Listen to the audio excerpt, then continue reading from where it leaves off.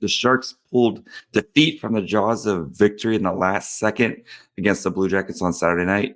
Jay of Locked On Blue Jackets joins to discuss. You're Locked On Sharks, your daily podcast on the San Jose Sharks. Part of the Locked On Podcast Network, your team every day.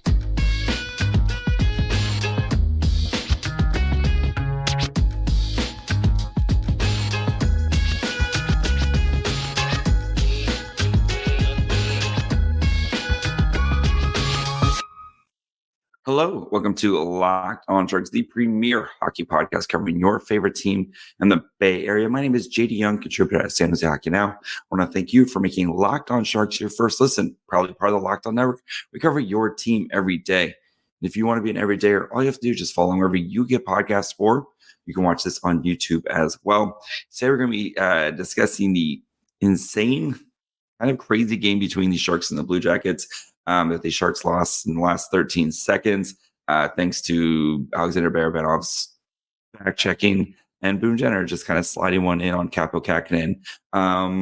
Plus, we're also going to discuss where these teams are headed, as there's a lot of similarities between the Sharks and the Blue Jackets. And then check in on the William Eklund versus Kent Johnson. Both these guys were picked in the top of the draft in the 2021. And look at where their development is kind of taking them, and why Sharks fans should kind of feel vindicated about the patience that they've the team has used with William Eklund. So before we get into all that, do want to let you know today's episode is brought to you guys by Sleeper. Download the Sleeper app, use promo code LOCKEDONNHL to get a $100 match on your first deposit. Terms and conditions apply. See Sleeper's terms of use for details. And now we bring in secret Sharks fan, but the host of the Columbus, Locked on Columbus Blue Jackets, Jay Forster. Jay, how's it going, buddy? It's going. I am actually, just for full disclosure, this is what I'm wearing for the recording today. The Thomas Bordello until I came into Thomas the studio. Bordello Sharks secret Sharks fan, it's me. The secret Sharks. You've actually been to more Sharks games this year than I have, and I don't think it's actually kind of close at this moment, but. So you were actually at the Blue Jackets Sharks game on Saturday, which was kind of crazy between two bad teams, and it felt like this game could have been very much a Blue Jackets 5-1 win if it wasn't for Johnny Gaudreau forgetting how to score and Kaapo Kähkönen kind of stealing the show at least. Jackets do end up winning this game with 13 seconds left because of Boone Jenner and Alexander Barabanov forgetting how to back check. But what is your big takeaway coming out of this game, at least from the Blue Jackets perspective? God, these teams are both real bad, aren't they? The thing is, a lot of the Sharks games I've watched this season have been against good opponents. And so I'm like, it makes sense that they look bad. And I wondered if watching them play a different bad team would make them look better. No, it just looks like two bad teams playing. Which, in fairness, I think the Blue Jackets were the better team last night. I think Johnny Gaudreau is extremely cursed because, what was it? It was two breakaways. Yeah. So I think he had two breakaways, and then he scored, which was disallowed. The slap shot that almost broke Kaapo Kähkönen, he tried to go around the back of the net and do that. He tried to score every single way, and it just wasn't happening for him. But I do think the best play of the night was that pass to Boone Jenner, and Boone Jenner just snuck right in between both of the Sharks players, and scored actually an identical goal to Anthony Duclair's first goal against Elvis, I thought, which I did like the poetic bookending of the game, where the puck just kind of slides underneath, and both guy, even Duclair, you think you've got it, and it momentum. It just, you haven't squeezed your knees together quite enough. And even Duclair was I've allowed a lot of goals like that in my life, so it's always, those are the worst ones that just kind of keep rolling in. I guess that's the biggest takeaway, I think, is the Blue Jackets are still they're improving. I think I saw a lot of things last night that the second Duclair goal, I think, would have been a backbreaker earlier in the season. They probably would have folded a cheap suit, and the Sharks would probably have won that game 5-2, 5-3, whatever the score was at that point. So, they're learning, they're getting better, but man, it's a tough game to watch. It was a lot of fun to watch. I had a good time. Yes. It was not a good game of hockey.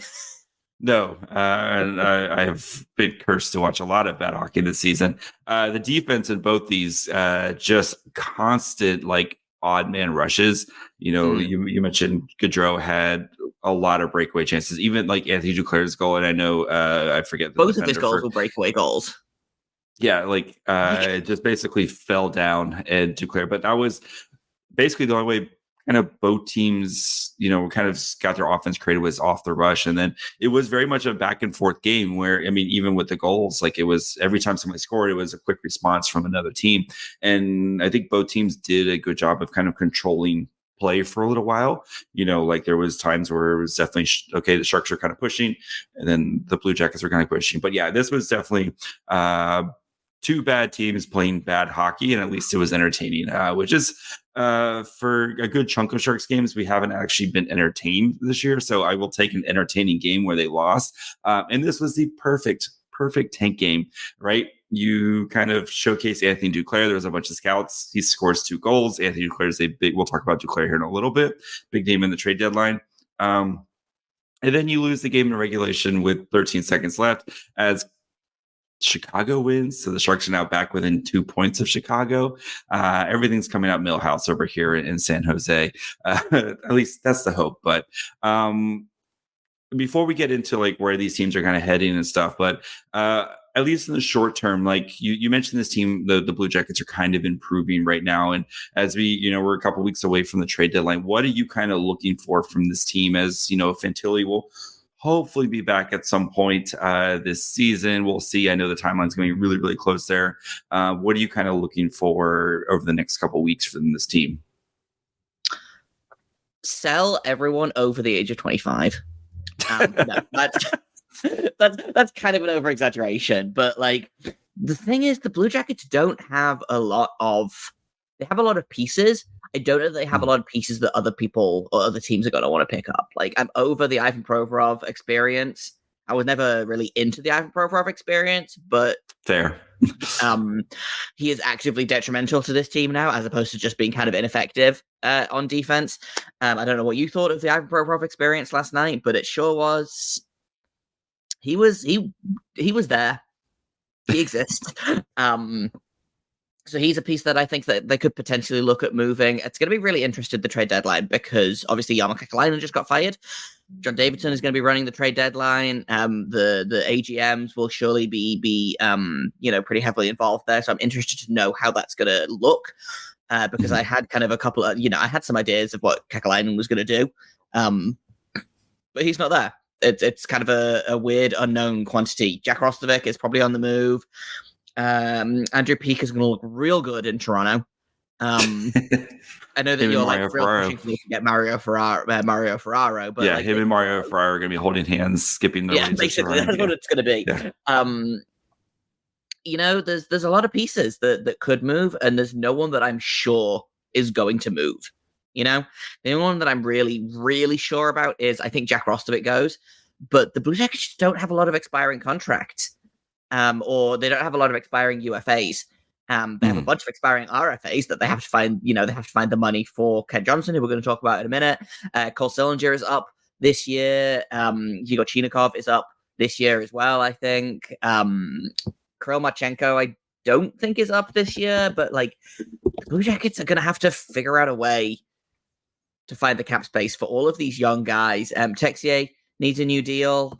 There's a lot of moving parts to this roster, and I'm going to be really interested to see what happens. Oh, Kirill Marchenko does need a new contract this summer. Awesome. Love this. It's going to be great. It's going to be great. Jake Bean actually is the other guy that I could see moving. I forgot that he was up. He's up in this summer. So like lots and lots and lots of moving pieces, but also it could very much be that they just don't do anything. I think the market is in a weird place right now. I think the Sean Monahan deal really set the tone in a way that I think a lot of GMs are going to be unhappy with. The goalie market is static because no one wants to trade for a goalie because no one wants to pay for a goalie. We'll see. Yeah, we'll see where it goes. But I think the Sharks are kind of in a similar place. They have better pieces, I think. Unfortunately, the pieces that they're probably going to get the most money for are the pieces I think that they would probably like to keep. Like, I think Anthony Duclair would look real good on this rebuilding Sharks team. They could probably re-sign him cheap. But he's probably gone. Zetterlund, I don't know if he moves. No. But again, he's a piece that I think that they would like to keep. Ferraro, I think you could probably punt to literally any other team and be fine with that. But it's going to be... trade deadline's going to be weird this year. I feel like I have a hunch that this trade deadline is going to be real weird.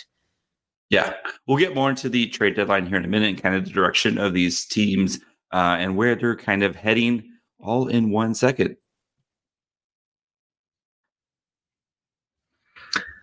First, I'm going to tell you guys about Camino Consulting. How would you like to get to know someone better in an hour than you would in a year? Understanding one another better prevents small misunderstandings from becoming big, ongoing fights. After providing more than 20 years of service to small and mid-sized businesses, helping management groups navigate conflict and onboarding new employees, Camino is now offering a digital seminar for families and couples. Did your Valentine's gift of tickets to the game not go over as well as you'd hoped? You can fix that. Get the Couples and Family Online Seminar for 25% off the month of February using the discount code LOCKED ON. That's discount code LOCKED ON for 25% off for the rest of the month at caminoconsulting.ca, or mention LOCKED ON when reaching out for a business seminar and receive the first 5 profiles free. Once again, that is caminoconsulting.ca, LOCKEDON, for the discount code for 25% off.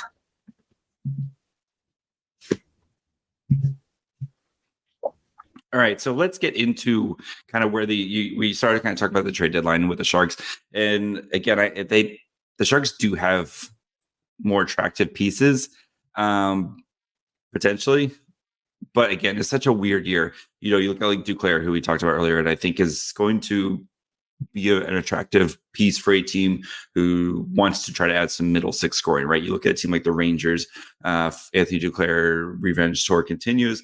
It's weird how he's been on like every team, it feels like, without you realizing like he's been on every team. But he's been on a lot of teams.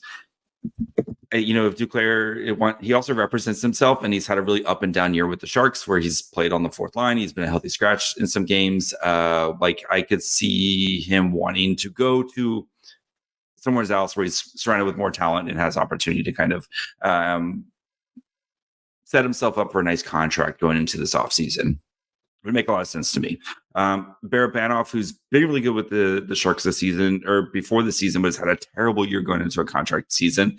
He broke his finger, and he just hasn't looked the same since his return. Of course, you have Couture and Hurdle, who have played a whopping like 4 games together this season. And then Nico Sturm has been kind of in and out of the lineup. Mikael Granlund, the same thing. The Sharks team has been a hot mess, and I think it's going to make for a very interesting trade deadline because the Sharks don't have that one piece, right? You had Timo Meier, you had Erik Karlsson, you had Brent Burns, you traded all those guys away. The return was looking better on some of them. I think the Timo Meier deal is looking way better now than it did when it happened a year ago. But again, I think it's for General Manager Mike Grier, it's going to be trying to kind of leverage the pieces that you do have as you continue to try to stockpile your assets as you go into this rebuild. So, for the Blue Jackets, right? We go into the season. This was kind of going to be the year where like, hey, we're going to be the fun, exciting young team, right? And that did not happen this year. So what do you think is the reason why this team didn't become the fun, young, exciting teams that we've seen like Detroit or like the Devils a couple years ago? What happened with this Blue Jackets team? Cursed. No. I do want to say that I feel like the Sharks are kind of in a similar situation as the Blue Jackets were in last season, of everyone tradable died and was then untradeable. And they were decimated by injuries, and every time someone got healthy, someone else left the lineup, and all of their big guys were out for. I think Johnny Gaudreau and Andrew Peeke were the only 2 players that played over 80 games last season. They didn't have a single player who played all 82 games. So like the Sharks, I feel like, and again, like just in where they are in terms of their pathway, they are 1 to 2 seasons behind where the Blue Jackets are, I think. The Blue Jackets, in terms of the trade deadline, again, are in a weird place because I think they're right on the cusp of falling into that kind of Coyotes trap of, we just need a couple more good assets. We just need a couple more futures. This might be a hot take. You can have too many futures on your team. And I think the Blue Jackets are kind of reaching saturation point. You know, like if the Ducks are going to be right there soon too. Yeah, exactly. They're a couple of years behind. The Blue Jackets are in a place right now where I don't necessarily think drafting a Celebrini, for example, would be great. I don't know that changes the way that this franchise is moving in a way that is worth the misery of this season. So it's gonna be again really interesting. Like, do they trade for picks and just kind of kick the development can down the road? Do they trade for slightly older players that can kind of fit into the timeline? I don't know. In terms of what happened, they hired Mike Babcock and it killed all of the good vibes. And then the head coach, Pascal Vincent, got the job 4 days before training camp. And I don't think anyone has ever kind of really recovered from that. A lot of the players have underperformed. There have been interesting lineup decisions. I think the team wasn't prepared to start the season. I think Pascal Vincent has been playing catch up.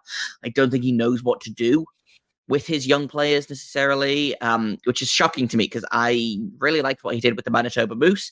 And I was like, okay, usually, not always, but usually guys that have been in the AHL for a long time have a better handle on coaching young players and, you know, as development coaches. And so I don't know what's going on there, but Pascal Vincent wasn't the coach that I thought he was going to be. Again, players underperforming. Like Johnny Gaudreau is shooting at like 5% this season. He's going full Noah Gregor? Before Zach Werenski's goal last night, he was shooting at, I think, literally 0.9%, you know? So it's just a lot of guys are underperforming. There's been a lot of inconsistency in the lineup. I think Kekalainen tried to fast forward the rebuild in a way that wasn't sustainable. Obviously, bringing in Provorov, bringing in Severson. I don't think you needed to do both of those things. I especially don't think that you needed to A, trade away futures, and B, sign 28-year-old Damon Severson for 8 years. But that's I'm not the general manager of an NHL team. What do I know? You know. So just it feels like the left hand and the right hand just weren't talking to each other all summer, and the Blue Jackets are kind of reaping the problems of that. Because you're right, it should have been this team should be what the Canadians are kind of doing at the minute, where they're not great, but their young players are fun and doing a ton of great things. Like Juraj Slafkovsky is, you know, looks like a monster. In the past kind of couple of months of the season, it should have been. This season should not have been a playoff season, but it should have been. Like, there was no reason for Johnny Gaudreau not to have another 100-point season. There's no reason that Adam Fantilli shouldn't have been a 30-goal, 30-assist scorer in his rookie season. Ken Johnson should have exploded offensively. Like, David Jiricek. We'll talk Ken Johnson here in a minute. David Jiricek should be in line for the Calder. Like, and he's not. He's rotting in the. He's not rotting in the AHL. That's melodramatic. But like, there's just this team can't figure out what its narrative is. And I think that's kind of been the big problem. Is everyone wants something different, and as a result, nothing is happening. It's weird because, like, shifting over to the Sharks, there's actually a clear vision of like we know what we're doing, right? We are going to get younger, we're going to get faster, we're gonna, you know, like all the cliche things. But like my career, I think, is kind of doing it. I think he's doing it smart too with keeping some of the veterans around. Like, and Hurdle and Couture will be a big offseason topic on whether they stay in San Jose or they go. But like having those guys around for your guys like Eklund and then, you know, Henry Thrun. And I think the Sharks have actually kind of done pretty well with the development and kind of what they are. And we'll talk Eklund versus Kent Johnson here in a little bit, but like you can see, I think, the growth and maturation from William Eklund. And yes, the season has been abysmal when it comes to wins and losses, but like this team should be in contention to try to get Macklin Celebrini. And then if you pair Macklin Celebrini with William Eklund and Will Smith, and if Quentin Musty is what we think Quentin Musty is going to be, you could point to in a couple of years, be like, oh wow, this Sharks team is going to be really fun and good, just like those Devils teams. You know, I know we keep picking the Devils, but like that Devils team has got a lot of young players, and it has. I know this year hasn't been this season that they wanted, but like you can see why the Devils are really excited about their future, right? Or like you said with Montreal, where these guys, I know the Sharks are a couple years behind, but yes, it's been tough, but like things are going in the right direction for San Jose, and I think Greer and Quinn are kind of doing things the right way. And it's easy to burn things down. It's always the hardest part is always to kind of build up, and that's always the hard part. But I think the Sharks are kind of doing it in the right. They're clearing their cap.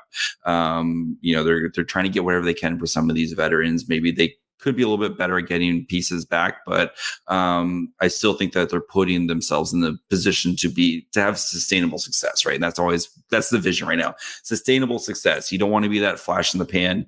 Cool, we make it to you don't want to be the Wild, right? You make it to the playoffs every year, or and then you just lose in the first round. You want sustainable success where you're going to be going your next 10 to 15 year run like your previous Thornton and Marlowe years. That's the vision, at least for San Jose. Are they going to be able to do it? We'll see, but I think they're at least on the right path to that sustainable success. I want to just kind of the thing that the Sharks seem to be doing, which is something that I wanted the Blue Jackets to do, and it's something I've kind of talked about in the end of the Jarmo Kekalainen era, patience. The Sharks have committed to being terrible for if we take like this season and last season and like arguably the season before that into consideration, the Sharks have committed. At least it's Mike Greer here. The Sharks have committed to being bad for minimum 4 seasons. You know? Yeah. The Blue Jackets got impatient. I think realizing that they could get Johnny Gaudreau and I'm not mad that they got Johnny Gaudreau. I'm genuinely not. Yeah. I think he changed the way that this franchise is kind of spoken about around the league. But that maybe was the worst thing that they could have done in terms of the rebuild, because what it did was it gave the ownership hope. It gave Kekalainen hope, and he started making the wrong moves. He started being impatient. He started trying to move the rebuild faster than it should have been. And again, that's not sustainable success. The Sharks have committed to being terrible the Sharks are probably going to be in contention for the first overall pick next year. Again, I know it's a long path. A rebuild takes time. And I know that the joke is that, Ottawa's been rebuilding for the past 25 years or whatever, and Arizona has never finished the first rebuild, and like I get the jokes in there. I'm not picking on Ottawa or Arizona. They're just the Buffalo is another great example. I'm picking on them a little bit, but I'm allowed. My team is also terrible. Leave me alone. You've got to be patient with the rebuild. Yeah. There's worry that you can be too patient, but the Sharks are doing the right thing. Eklund's going to be a rock star in this league. Oh, we'll talk about Eklund here in a minute. We'll talk about Eklund in a second, but like, I'm frustrated that, guys like Gushin and Bordelot are kind of stuck in the AHL, but I think that's the right place for them. If you're not going to play, and again, this is something we'll talk about in the next segment. If you're not going to play them, sit them in the AHL. They can play 20 minutes a night and be rock stars down there. And I think that's what you're seeing with, I think Tom Bordelot, I think, is mad that he's in the AHL and he's making it everyone's problem, Yeah, we'll get there. Yeah, we'll talk about the patience here in a minute. So, we'll talk about Eklund versus Kent Johnson, guys who are picked 2 picks away from each other in the 2021 draft, and kind of where they're at, a couple of years from now, and which guy you maybe would rather have ? Or at least how they've been kind of treated so far. So we'll discuss that here in just 1 minute.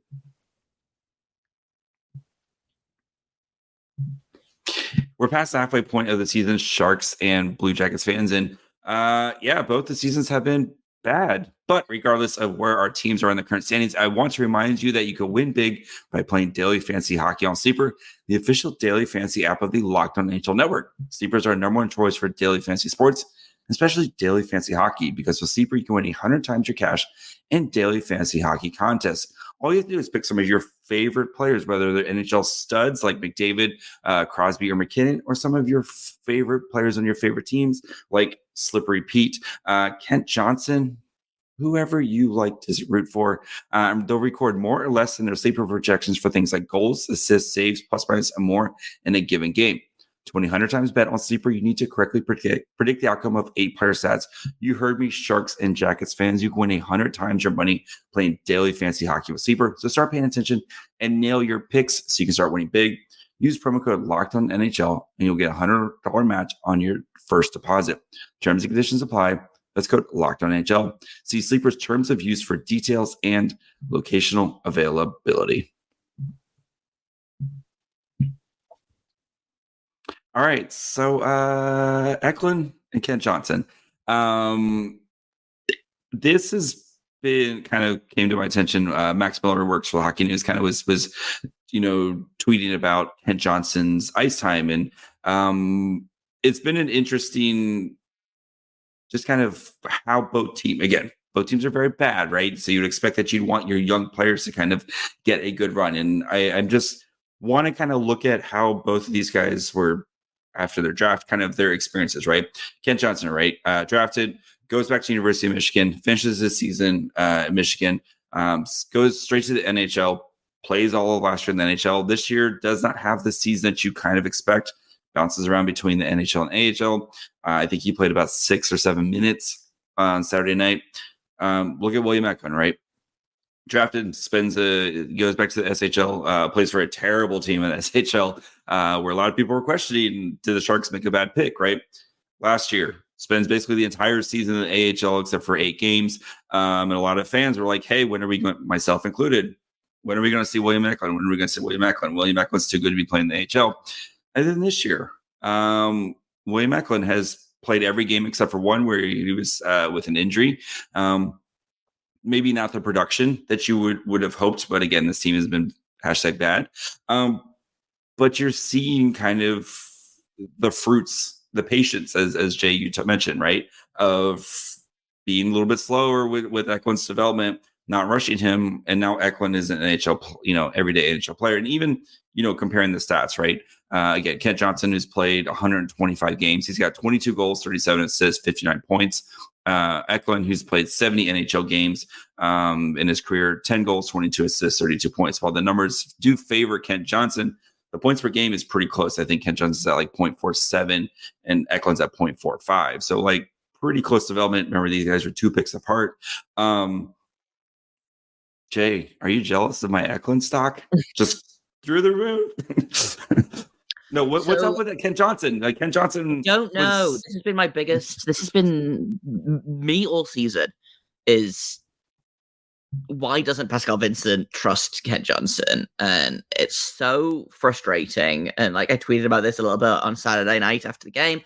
I don't get it. I don't know what this kid has to do to earn more ice time, because in my mind anyway, and like I know, I tweeted about this and a couple of people came into my mentions, like he's not strong enough, he needs to be bigger. He doesn't need to be bigger. That's not how his game works. We don't have time to get into the my 30-minute dive on Kent Johnson. But I will say for one thing, in terms of, I know that they have similar points per game, what I would be really interested in is seeing points per 60. Because we looked this up before the episode, Eklund is averaging about 18 minutes a night this season. Kent Johnson, I think last I checked, was averaging about 12 minutes a night. And again, he didn't get a ton of ice time last season because Brad Larson insisted on playing Sean Corelli and Mathieu Olivier and Eric Robinson for 18 minutes a night, but that's a whole other thing. I'm not necessarily jealous of your Eklund, because I think I think both players are very similar. Hugely skilled, smaller guys that are cheat codes in a way. I am jealous of your Eklund development. Do you know what I would do? Eklund played 20 minutes and 30 seconds last night or Saturday night in the game. Do you know what I would do for them to play Kent Johnson for 20 minutes a night? Unspeakable things that we can't talk about on this podcast. And it's so frustrating because, and again, like, I don't know what your thoughts were in terms of watching Kent Johnson in this game. You can see the flashes of what is going to be a very, very good player. He just isn't getting the opportunities. And, the Pascal Vincent's coming out into the media and saying, I'm putting Kent Johnson on the power play because I really like the way that he creates this specific type of offense. And I want to create that specific type of offense on the power play. And then he plays 8 minutes all game because they want to play, they want to play Boone Jenner, who, don't get me wrong, love Boone Jenner, huge Boone Jenner apologist. You can take Boone Jenner from my cold dead hands, Toronto. He has I believe, I could be wrong on this, I believe he has a degenerative back condition. He's had like 3 back surgeries. He's had his season cut short, both the last 2 seasons have both been cut short due to back injuries. And they're still playing him 22, 24, 26 minutes a night. And Kent Johnson is playing 8 minutes a night. I don't get it. Think about how effective Boone Jenner would be if you didn't need to play him 26 minutes a night. It's my argument for the defense. Think about how great your number one defenseman would be if he only played 20 minutes a night instead of 26, 28. Yep. It's so frustrating. So I did look up the points per 60 at 5v5. Eklund's at 1.0. Kent Johnson this year's at 2.2. Okay. So, yes. I think though, in these type of players, right, it's always the if you're not scoring, what else are you doing for me? Mm-hmm. And I think Eklund has a much more well-rounded game, right? Eklund playing on the penalty kill. Eklund, I think he's having to play second line center right now because I don't all their love. Just as a Sharks fan or secret Sharks fan, they're very similar players. Kent Johnson, they want him to be a center. I think he's much more effective on the wing, and I think Eklund's game is also much more effective on the wing. I was hesitant. I'm coming around on Eklund playing center, but I would also like to get him better wingers than Alexander Barabanov, or actually, it looks like you don't like Eklund playing with Mike Hoffman and Luke Cunnin. Yeah. So that's a conversation for another day. But I do feel like though the Sharks' patience with Eklund, and then also this year too, they have even there's been some games where Eklund's maybe sat a couple, he makes mistakes, he sat a couple, and I was mad about it. But I think David Quinn has learned a lot from his time with the Rangers, and is now kind of putting on, especially in a team that is very bad, and they know Eklund, you need to get Eklund's development right? That is the first foundational piece, right? In your franchise's rebuild, and getting a guy like Eklund to kind of 1, buy in, and then 2, do everything that you're asking for, and now he's doing it well, and I think you're starting to see the fruits of that labor. I think it's just gonna help. I don't see Eklund taking steps back, right? Eklund's never going back to the AHL. Eklund will never need to go back to the AHL because even if he has a slump, and maybe we saw a scoring slump from basically mid-December to January, where I think he went almost 15 games without scoring.